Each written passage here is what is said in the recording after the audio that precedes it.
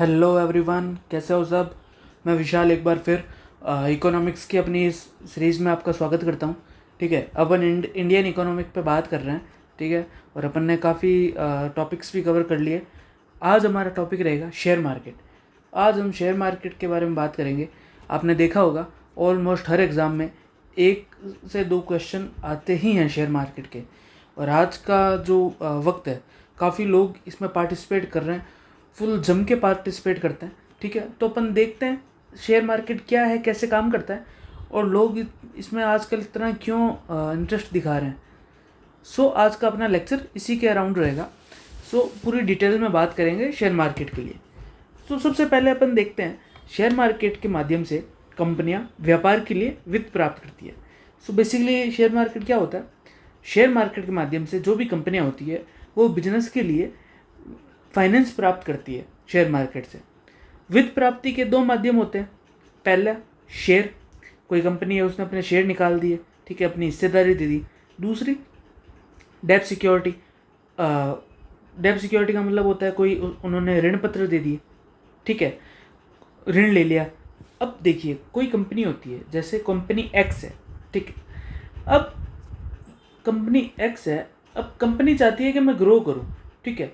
Grow करने के लिए पैसे लगते हैं, ठीक है। ऐसा कोई भी ग्रो हो नहीं जाता। ग्रो में बहुत पैसे वैसे एफर्ट और सब लगते हैं। जैसे ये मैं लिख देता हूँ, एक विशाल नाम की कंपनी है, ठीक है। अब अभी मेरा कैपिटल है 100 करोड़ रुपए। अभी मैं 100 करोड़ की कंपनी हूँ, लेकिन मैं चाहता हूँ मैं एक्सपेंड करूँ मेरी कंपनी को, ठीक है। हमारा जो मार्केट में हम और ग्रोथ करें, ठीक है, हमारा मार्केट कैप भी ज़्यादा हो, ये सब हो। अब मैं क्या करूँगा, मेरे को पैसे चाहिए, तो मेरे पास दो ऑप्शन है। या तो ये जो कंपनी है इसके जो 100% शेयर मेरे या मेरे पार्टनर के पास है, उसको मैं मार्केट में डिस्ट्रीब्यूट कर दूँ एक IPO लाके, ठीक है। उसका कुछ प्रतिशत, जैसे 100 है तो 20% या 30% जितना भी सेबी अलाउ करे उस अकॉर्डिंग मैं मार्केट में ला दूँ। या दूसरा, मैं मार्केट से डेब्ट ले लूँ, मतलब ऋण ले लूँ। ये दो तरीके होते हैं जिससे मैं मार्केट से पैसे उठा सकता हूँ या ले सकता हूँ, ठीक है। बेसिकली ये दो ही चीज़ें रहती है जिससे कोई भी कंपनी मार्केट से पैसे उठाती है या लेती है, इतना ध्यान में रखिएगा। इसके बाद कंपनी के संस्थापकों को प्रोमोटर्स कहते हैं। जो भी कंपनी के संस्थापक है, ठीक है, जो काफ़ी ये मान के चलिए उनकी बैकबोन रहती है, जो कंपनी की बैकबोन होते हैं, वही प्रोमोटर्स कहलाते हैं। कंपनी एक्ट 2013 के तहत एक व्यक्ति भी कंपनी की स्थापना कर सकता है, और कंपनी खुद में एक व्यक्ति ही होती है, एक लीगल एंटिटी होती है कंपनी, याद रखिएगा। शेयर मार्केट में केवल पब्लिक लिमिटेड कंपनी के ही शेयर तथा बॉन्ड खरीदे और बेचे जाते हैं।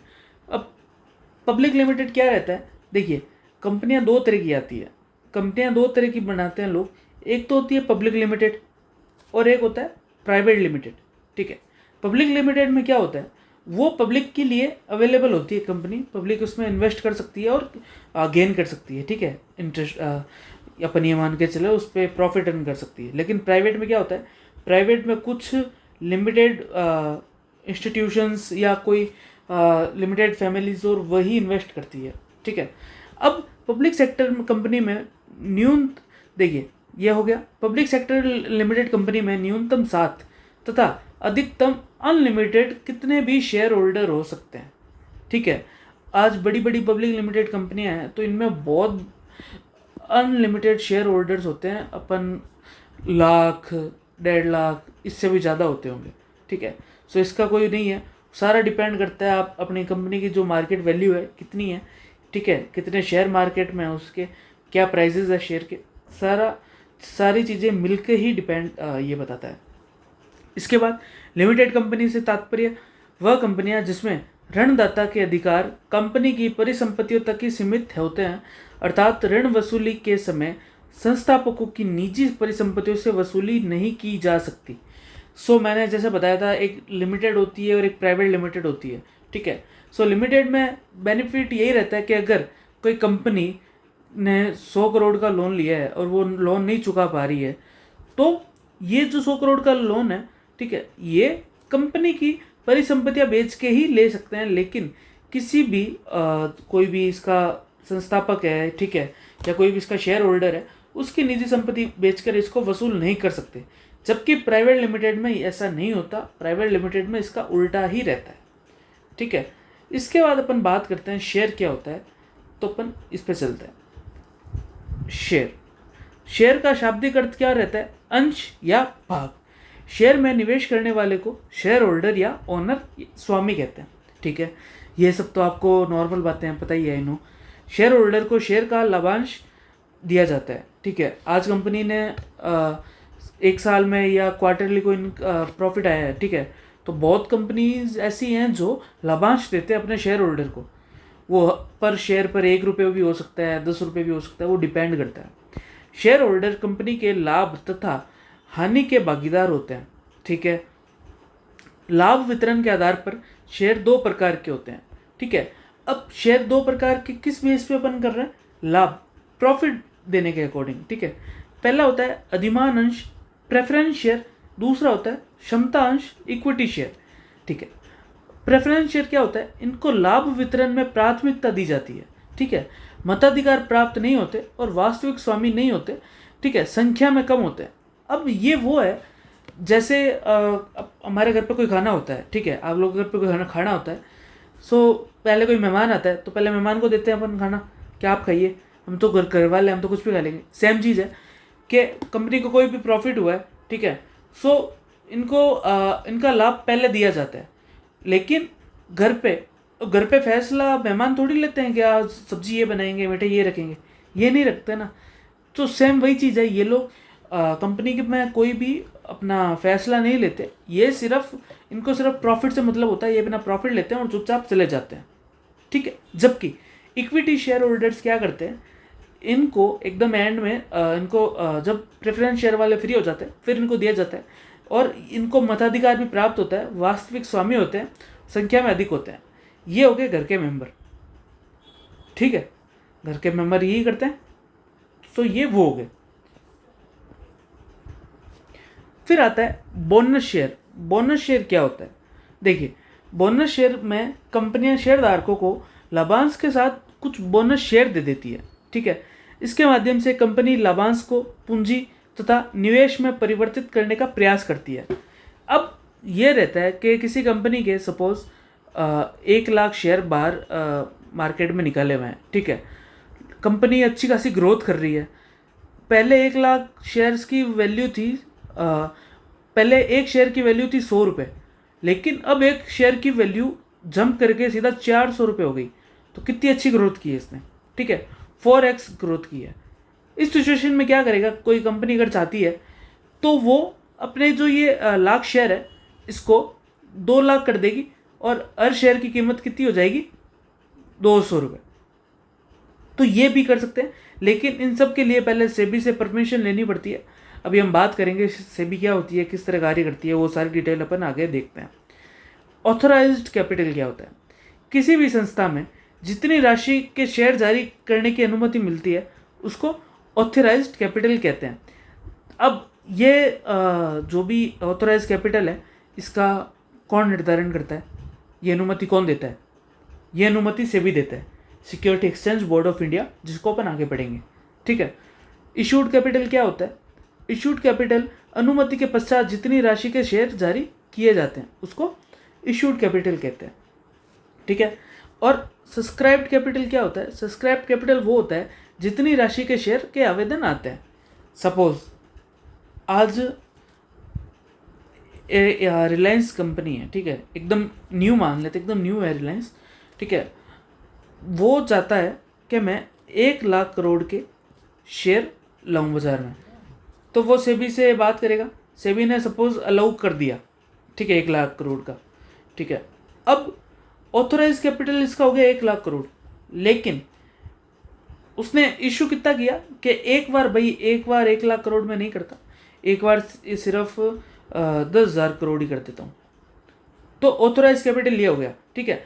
अब सब्सक्राइब कैपिटल में वो आएंगे कि इसने स्टार्ट किया 10,000, लेकिन आए सिर्फ 9,500 या 10,500 आ गए, ज़्यादा आ गए या कम आ गए, मतलब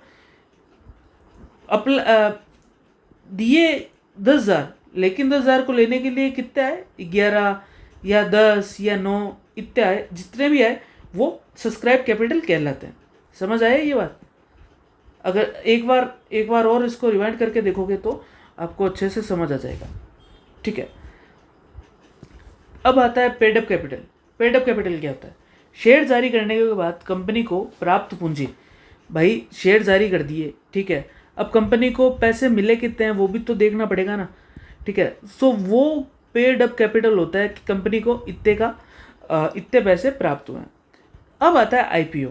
आईपीओ आपने बहुत बार नाम सुना होगा, आजकल तो काफ़ी हर कोई बंदा आईपीओ में इन्वेस्ट कर रहा है। ठीक है, तो इनिशियल पब्लिक ऑफर क्या होता है? नई कंपनी द्वारा जारी किए गए शेयर और पब्लिक लिमिटेड कंपनी द्वारा जारी किए गए प्रथम शेयर, ये कहलाते हैं आईपीओ। ठीक है, आईपीओ को अंकित मूल्य से कम पर नहीं बेचा जा सकता। ठीक है, आईपीओ जारी करने से पहले संस्था को सेबी से अनुमति लेनी होती है। आईपीओ का मूल्य निर्धारण संस्था द्वारा होता है और माध्यम से किया जाता है। ठीक है, किस माध्यम से? फिक्स्ड प्राइस मेथड, संस्था द्वारा एक निश्चित मूल्य निर्धारण। बुक बिल्डिंग मेथड, आईपीओ के लिए लोगों से आवेदन मांगे जाते हैं और उसी आधार पर मूल्य निर्धारण करते हैं। ठीक है, आईपीओ अंडर राइटर्स के माध्यम से बेचे जाते हैं। प्राय बैंक और फाइनेंशियल इंस्टीट्यूशन ही अंडर राइटर्स की भूमिका निभाते हैं। ठीक है, अंडर राइटर्स को यूएसए में इन्वेस्टमेंट ब्रोकर कहते हैं, जबकि यूके में मर्चेंट बैंकर कहते हैं। ठीक है, अब देखिए अपन आईपीओ के बारे में बात करते हैं। अब देखिए आईपीओ जो भी अंकित मूल्य है, ठीक है, सपोज कोई आईपीओ ला रहा है, आईपीओ में उसका एक शेयर का प्राइस उसने दे दिया 200 रुपये। ठीक है, सो ये 200 से कम नहीं बेच सकता, पहली बात ये। दूसरी बात, आईपीओ जारी करने से पहले सेबी से अनुमति लेनी पड़ती है, security exchange board of India से। ठीक है, इसके बाद आईपीओ का मूल्य निर्धारण ऐसे नहीं होता कि भाई मेरा मन में आया मैंने 500 कर दिया, मेरे मन में आया मैंने 200 कर दिया, मेरे मन में आया मैंने 1000 कर दिया। नहीं, ये दो मेथड के द्वारा रहते हैं, फिक्स प्राइस मेथड और book building method. Fix price क्या होता है? संस्था द्वारा अपने जो भी एनालिस्ट और होते हैं उसको बैठा के एक एवरेज निकालते हैं कि भाई ये मार्केट वैल्यू भी हो सकती है, अपने कॉम्पिटिटर और को सबको देख के। दूसरा आता है बुक बिल्डिंग मेथड। इसमें क्या रहता है, जो भी अच्छे या बड़े पोटेंशियल क्लाइंट्स हैं उनसे एक आवेदन मांगे जाते हैं कि आप कितने कैपेबल हैं, कितने अमाउंट देने के लिए रेडी हैं इसमें। तो वो एक एस्टिमेट डेटा लेके इसका निकालते हैं, उसको क्या कहते हैं, एक आइडिया निकालते हैं और वो प्राइस करके फिर ये आगे डिसाइड करते हैं कि भाई मुझे इतना इस रेट पे इसको निकालना है। ठीक है, आईपीओ अंडर राइटर्स के माध्यम से बेचे जाते हैं। इसका मतलब ये होता है जो भी कभी आईपीओ निकालते हैं तो कुछ अंडर राइटर्स हायर किए जाते हैं, ताकि उसमें क्या रहता है, आईपीओ इजीली लोगों तक पहुंच सके। ठीक है, वो अंडर राइटर्स कौन होते हैं? बैंक या फाइनेंशियल इंस्टीट्यूशन नहीं होते हैं वो। ठीक है, और इन अंडर राइटर्स को यूएसए में इन्वेस्टमेंट बैंकर कहते हैं, जबकि यूके में मर्चेंट बैंकर कहा जाता है। यहाँ तक क्लियर हुई बात? ठीक है, अब अपन आगे चलते हैं। अब आता है फॉलो ऑन पब्लिक ऑर्डर। ठीक है, एफपीओ। अब बेसिकली ये क्या है? कंपनी द्वारा आईपीओ के कुछ समय पश्चात जारी किए जाने वाले नए शेयर। ठीक है, फॉलो ऑन पब्लिक ऑर्डर। आपके आईपीओ की डिमांड अच्छी थी, ठीक है, जनता और इन्वेस्ट करना चाहती है और आप भी ग्रो करने के मूड में हो, आपको भी और फंड और चाहिए, तो इस सिचुएशन में आप ये चीज़ कर सकते हो। लेकिन वही बात है, आपको सेबी की अनुमति लेनी पड़ेगी। सेबी के अनुमति के बिना कुछ भी पॉसिबल नहीं है। इसके बाद आता है राइट इशू। राइट इशू क्या होता है, अब अपन उसके बारे में बात करते हैं। पुरानी कंपनी द्वारा जारी किए गए नए शेयर को राइट इशू कहते हैं। कंपनी के विस्तार तथा वित्त प्राप्ति के लिए जारी किए जाते हैं। ओनली एग्जिस्टिंग शेयर होल्डर के लिए जारी किए जाते हैं जिनके पास पहले से शेयर होते हैं। सो राइट इशू के बारे में आप बस दो चीज़ें याद रखना कि ये एग्जिस्टिंग शेयर होल्डर होते हैं उनके लिए जारी किए जाते हैं। ठीक है, और ये पुरानी कंपनी द्वारा जारी किए जाते हैं। स्टेटमेंट बेस ही क्वेश्चन में स्टेटमेंट बेस ही आएगा सारा। ठीक है, सो आप उस अकॉर्डिंग ध्यान रखना। फिर आता है प्राइमरी शेयर मार्केट। अब प्राइमरी शेयर मार्केट क्या होता है? जहाँ पर आईपीओ, एफपीओ और ये सब राइट इशू जारी किए जाते हैं, अर्थात जहाँ पर नए शेयर जारी किए जाते हैं, प्राइमरी मार्केट कहलाता है। इसका कोई निश्चित स्थान या नाम नहीं होता, अंडर राइटर के माध्यम से बेचे जाते हैं। प्राथमिक शेयर बाजार में निवेश करने वाले को स्टेक कहा जाता है। ठीक है, अब प्राइमरी शेयर क्या हो गए? अगर एग्जाम में क्वेश्चन आए प्राइमरी शेयर क्या है या प्राइमरी शेयर में क्या मतलब क्या इंक्लूड है, तो आपको ध्यान रखना है प्राइमरी शेयर मार्केट में जहाँ पर आईपीओ, एफपीओ, राइट इशू जारी किए जाते हैं। ठीक है, और जहाँ पर नए शेयर जारी किए जाते हैं वहाँ पे उसको प्राइमरी शेयर मार्केट कहते हैं। इसका कोई निश्चित स्थान या नाम नहीं होता और ये किसके माध्यम से बेचे जाते हैं? अंडर राइटर के माध्यम से बेचे जाते हैं। ठीक है, अंडर राइटर को यूके और यूएस में क्या कहते हैं? मर्चेंट बैंकर और इन्वेस्टमेंट बैंकर। ठीक है, इसके अलावा प्राथमिक शेयर बाजार में निवेश करने वाले को स्टेक कहते हैं। स्टेक कहते हैं, ये भी आप ध्यान में रखना, मैं ये इसको एक बार यहाँ पे अलग से लिख देता हूँ, स्टेक। ठीक है, फिर आता है सेकेंडरी मार्केट। अब अपन देखते हैं सेकेंडरी मार्केट क्या होता है। द्वितीयक शेयर बाजार में पुराने शेयरों की खरीद बिक्री होती है, जैसे बीएसई और एनएसई, मुंबई स्टॉक एक्सचेंज और नेशनल स्टॉक एक्सचेंज। ये आपने नाम काफ़ी सुने होंगे, न्यूज़ और में भी आते रहते हैं हर वक्त। इस पे मूवीज़ और भी काफ़ी कुछ बन चुका है। सो अपन अब इस बारे में बात करते हैं, ये क्या है बेसिकली और कैसे कार्य करते हैं। सबसे पहले अपन देखेंगे मुंबई स्टॉक एक्सचेंज। ठीक है, जो बाद में मुंबई स्टॉक एक्सचेंज बन गया था। ये इसकी शुरुआत हुई थी 1875 में। एशिया का पहला शेयर मार्केट था और भारत का भी पहला शेयर मार्केट। ठीक है, ये मुख्य सूचकांक सेंसेक्स पे कार्य करता है। ठीक है, ये एकदम संवेदनशील सूचकांक रहता है। सेंसेक्स में 30 बड़ी कंपनियों के शेयर शामिल किए जाते हैं। ठीक है, 30 बड़ी कंपनियां कौन सी होती है? सारी ब्लू चिप कंपनियां होती हैं। ब्लू चिप कंपनियां कौन सी होती है? जिनका कैपिटल बहुत ज़्यादा बड़ा होता है, लाइक कैसे? रिलायंस हो गई, ब्लू चिप कंपनी है। ठीक है, टाटा हो गई, ब्लू चिप कंपनी है। ठीक है, और टीसीएस हो गई। तो ये कुछ कंपनियां हैं, महिंद्रा हो गई, ये सब ब्लू चिप कंपनियां हैं, बहुत बड़ी कंपनियां हैं ये। समझ आया यहाँ तक?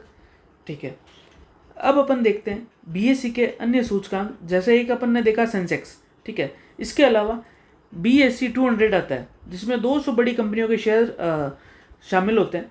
इसे डॉलेक्स भी कहा जाता है। अब एग्जाम में क्वेश्चन आ सकता है डॉलेक्स क्या है? सो ये BSE का एक सूचकांक है। ठीक है, डॉलेक्स में कितनी कंपनियां शामिल है? 200, याद रखना। फिर आता है इसमें ग्रीनएक्स क्या है? तो 20 इको फ्रेंडली कंपनियों के शेयर को ग्रीनएक्स कहते हैं। ठीक है, सो ये भी आ सकता है, या ये आ सकता है ग्रीनएक्स क्या है या ग्रीनएक्स किससे संबंधित है, ऐसा सब। ठीक है, इसके बाद आता है बैंकेक्स। बैंकेक्स में क्या है? 12 बड़े बैंकों के शेयर शामिल किए गए। Got it? ठीक है, फिर आता है एक BOLT, बोल्ट, मतलब BSE ऑनलाइन ट्रेडिंग सिस्टम। सो बोल्ट का मतलब क्या है? BSE online trading system. ठीक है, इसके बाद अपन ने BSE पढ़ लिया। अब अपन पढ़ते हैं NSE, national stock exchange. So basically इसकी स्थापना हुई थी 1992 में। ठीक है, फेरवानी समिति की सिफारिश पे, याद रखिएगा, काफ़ी इंपॉर्टेंट रहता है ये। फेरवानी समिति की सिफारिश पे हुआ था। ठीक है, IDBI मुख्य प्रमोटर है इसका, और इसका मुख्य सूचकांक कौन सा है? निफ्टी। निफ्टी में 50 बड़ी कंपनियों के शेयर शामिल होते हैं। बहुत कॉमन क्वेश्चन है और बहुत बार पूछा जाता है, और अगर थोड़ा सा पता हो तो सीधा 1 नंबर आता है। ठीक है, इसके बाद जूनियर निफ्टी क्या होता है? 500 बड़ी कंपनियों के शेयर इसमें शामिल होते हैं। समझ आया? सो इसका सबसे पहले याद रखना 1992 में आया, फेरवानी समिति की सिफारिश पे आया, और निफ्टी, ये चीज़ें याद रखना। इसके बाद आता है NEAT, national exchange for automated trading. ठीक है, ये NSE की ऑनलाइन एप्लीकेशन रहती है। सो क्वेश्चन ये आ सकता है NEAT क्या है? ठीक है, या ये किसकी ऑटोमेटेड ट्रेडिंग एप्लीकेशन है? BSE, NSE, 2-4 जो ये स्टॉक मार्केट है इनके नाम और दे देंगे। ठीक है, सो ऐसा करके कंफ्यूज मत होना, ये ध्यान रखना कि ये NSE से रिलेटेड है। एनएसई भारत का सबसे बड़ा शेयर बाज़ार है, ये भी याद रखिएगा। क्यों? क्योंकि ये सबसे बड़ी मंडी है, अपन ये मान सकते हैं शेयरों की मंडी है ये। एक अपने शहर में होता है कोई मंडी, ठीक है, और एक कोई बड़े लेवल पे मंडी होती है, बस वही बात है, ठीक है। एक अपने घर के आसपास गाड़ी लगा के 10-15 लोग बैठ गए, एक अपने कोई एरिया की, अपने एरिया के, अपने शहर की सबसे बड़ी मंडी, उस टाइप का ये देश की सबसे बड़ी मंडी है। भारत में 6 राष्ट्रीय स्तर के स्टॉक एक्सचेंज है। NSE, BSE, Calcutta stock exchange 1908 में बना, metropolitan stock exchange 2008, Indian international stock exchange Gujarat 2017, ये बीएसई का ही है, और NSE international stock exchange Gujarat 2016, ये एनएसई का है, ठीक है। भारत का पहला अंतर्राष्ट्रीय शेयर बाजार कौन सा था? इंडियन इंटरनेशनल एक्सचेंज, क्योंकि ये 22 घंटे सेवा देता है। सो ये याद रखिएगा, भारत का पहला अंतर्राष्ट्रीय शेयर बाजार, ठीक है। मोस्ट इंपॉर्टेंट क्वेश्चन हो सकता है ये, मैं आपको इस पर एक टिक कर देता हूँ। ध्यान रखिएगा, मैं जो बता रहा हूँ मोस्ट इंपॉर्टेंट वो आपको याद रखना ही है, आपकी एग्ज़ाम के पॉइंट ऑफ व्यू से, और नॉर्मली भी आपको काफ़ी इन चीज़ों का ध्यान होना ही चाहिए अगर आप इकोनॉमी पढ़ते हैं तो, ठीक है। विश्व का पहला शेयर मार्केट एम्स्टर्डम शेयर बाजार 1602 नीदरलैंड में, ठीक है। विश्व का सबसे बड़ा share market New York stock exchange, मुख्य सूचकांक क्या है इसका? Dow Jones. डाउ जोन्स का पूछ सकते हैं, ये किसका मुख्य सूचकांक है, ठीक है। नैस्डैक यूएसए का एक अन्य सूचकांक रहता है, ठीक है। अब अपन देखते हैं म्यूचुअल फंड्स। म्यूचुअल फंड्स भी टीवी में आपने देखा होगा, बहुत ऐड आते हैं, म्यूचुअल फंड सही है, बड़े बड़े क्रिकेटर्स और इसका ऐड करते हैं। तो म्यूचुअल फंड क्या है, ये कैसे कार्य करते हैं? तो निवेशकों और शेयर मार्केट के बीच एक वित्तीय मध्यस्थ है, ये एक मीडिएटर है। क्या कह सकते हैं अपन? एक मीडिएटर है, ठीक है। ये सामान्य जनता की बचत को संग्रहित करके शेयर बाजार से अर्जित लाभ निवेशकों में वितरित करता है। अब ये क्या होते हैं? ये फंड होते हैं बहुत बड़े बड़े, इनमें एक मैनेजर होता है, ठीक है। ये क्या करता है, जैसे सपोज 100 लोग हैं, इन 100 लोगों से इसने पैसे ले लिए, ठीक है। अब इंडिया में जैसे फाइनेंशियल नॉलेज लोगों को बहुत कम है, तो लोग क्या है, इन चीज़ों से डरते हैं, खुद इन्वेस्ट नहीं करते, तो वो क्या करते हैं, म्यूचुअल फंड में इन्वेस्ट कर देते हैं। म्यूचुअल फंड में एक मैनेजर होता है जो काफ़ी एजुकेटेड होता है, पढ़ा लिखा होता है, ठीक है। वो मैनेजर क्या करता है, जनता से पैसे लेके आगे शेयर मार्केट में इन्वेस्ट करता है अपने समझ के अकॉर्डिंग, ठीक है। और जो प्रॉफिट आता है वो इनको बांट देता है, और अपना जो म्यूचुअल फंड मैनेजर है या जो कंपनी है वो अपने चार्जेस कट करती है।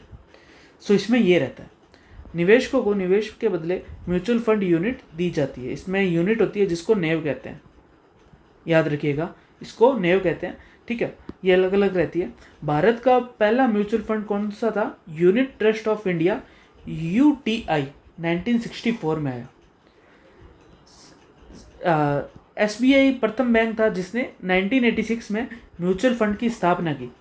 ये सारे फैक्ट्स हैं, ठीक है ना, ये बहुत इंपॉर्टेंट फैक्ट्स हैं सारे शेयर मार्केट से रिलेटेड, ठीक है।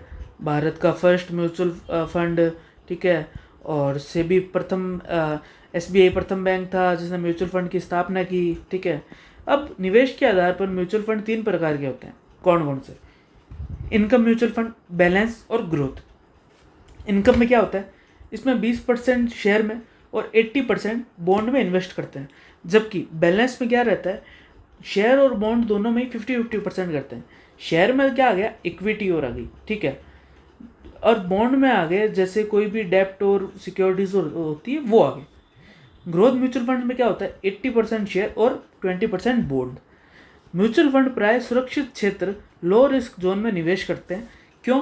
क्योंकि जो लोग इनको पैसे दे रहे हैं, जो लोग मैनेजर को पैसे दे रहे हैं, वो ऑलरेडी शेयर मार्केट पे इतना बिलीव नहीं करते, ठीक है, इतना बिलीव नहीं करते, उनको इतना एक्सपर्टाइज नहीं रहता। और ऐसी सिचुएशन में जब इंसान का ट्रस्ट बिल्ड होना चाहिए, उस सिचुएशन में उसको उसके पैसे लग जाए, ठीक है, उसने ज़िंदगी में पहली बार 5,000 रुपये लगाए और वो 5,000 रुपये डूब गए, तो फिर क्या मतलब, वो उसको ये लगेगा ज़िंदगी भर ये फ्रॉड हुआ मेरे साथ, ठीक है। और जबकि म्यूचुअल फंड में लिखा हुआ आता है ये सारा मार्केट पे डिपेंड करता है, इसमें उतार चढ़ाव आते रहते हैं, तो जो रिस्क फैक्टर है वो कंसिडर करके ही इसमें आगे इन्वेस्ट करिएगा, ठीक है। ये टीवी चैनल्स पे लिखा हुआ आता ही है हमेशा। इसके बाद आता है वेंचर कैपिटल फंड। ये भी वित्तीय मध्यस्थ होते हैं। ये fund IPO, FPO, right issue आदि में निवेश करते हैं, अर्थात जोखिम युक्त क्षेत्रों में निवेश करते हैं। सो म्यूचुअल फंड्स क्या थे, लो रिस्क में, जबकि venture capital fund high risk में निवेश करते हैं, ठीक है। जोखिम युक्त क्षेत्रों में लाभ की संभावना अधिक होती है। ये तो है ही है, रिस्क है तो इश्क है। अक्षय मेहता का डायलॉग था ना, जो स्कैम 1992 में आया था, बस वही चीज़ है। हेज फंड आते हैं, ये भी वित्तीय मध्यस्थ होते हैं। इनमें निवेशकों की संख्या सीमित होती है, प्राय बड़े निवेशक इसमें निवेश करते हैं। ये जोखिम युक्त क्षेत्रों में निवेश करते हैं। मिनिमम निवेश भारतीयों के लिए 1 करोड़ और विदेशियों के लिए $5 लाख का होता है इसमें, ठीक है। $5 लाख को आप 80 से करके देख लीजिए कितना होता है, ठीक है।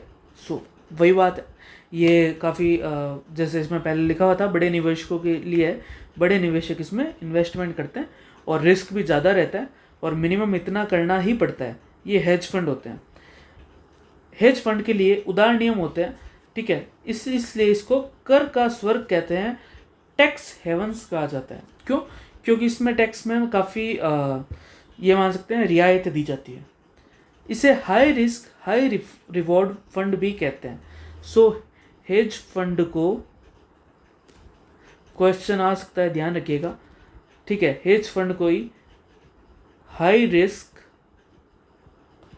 एंड हाई रिवॉर्ड फंड कहा जाता है, ठीक है, याद रखिएगा।